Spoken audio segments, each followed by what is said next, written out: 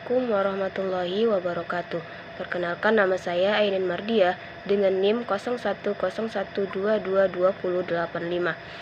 Nah, di sini saya ingin mempresentasikan tugas UAS saya dengan tema komunikasi lisan dan nonverbal dalam Islam dengan media hadis tematik dakwah dan komunikasi dengan dosen pengampu yaitu Dr. Muhammad Iqbal Abdul LCMA.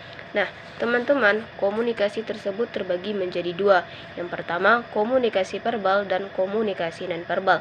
Sedangkan komunikasi verbal dalam Islam, komunikasi verbal yang baik adalah yang mengikuti prinsip-prinsip kejujuran, sopan santun, dan tidak merugikan orang lain. Kata-kata yang digunakan haruslah bermanfaat, baik dan tidak menyinggung perasaan orang lain. Adapun komunikasi yang kedua yaitu komunikasi nonverbal. Sementara itu, komunikasi nonverbal dalam Islam juga sangat penting.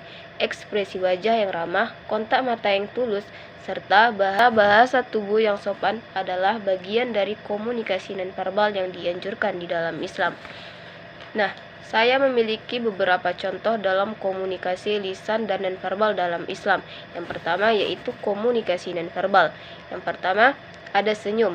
Seorang muslim senantiasa tersenyum kepada sesama sebagai bentuk komunikasi nonverbal yang menunjukkan kebaikan hati dan kesediaan untuk berinteraksi dengan penuh kasih sayang. Yang kedua, ada kontak mata. Saat berbicara dengan orang lain, seorang muslim senantiasa menjaga kontak mata sebagai tanda kejujuran, perhatian, dan keseriusan dalam berkomunikasi. Yang ketiga, ada pelukan. Ketika seorang muslim bertemu dengan sahabat atau keluarganya, memberikan pelukan sebagai ungkapan kasih sayang dan keakraban adalah contoh komunikasi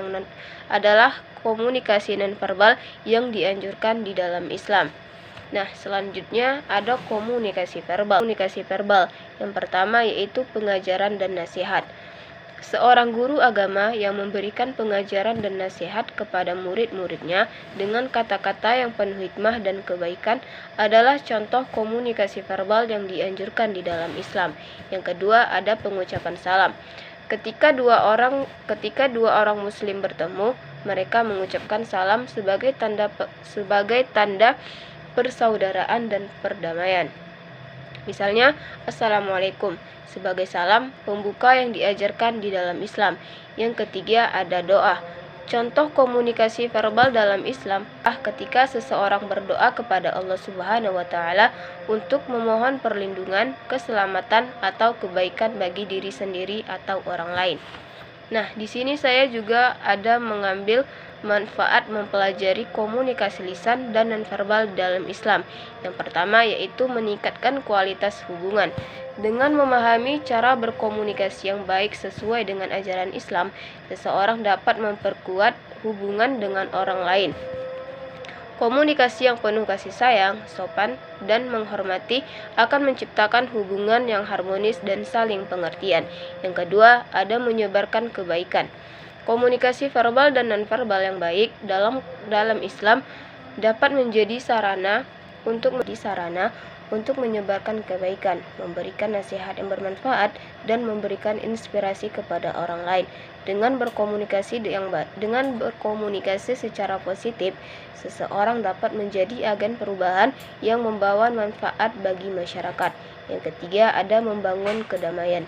Islam mengajarkan pentingnya menjaga kedamaian dan persaudaraan dalam berkomunikasi.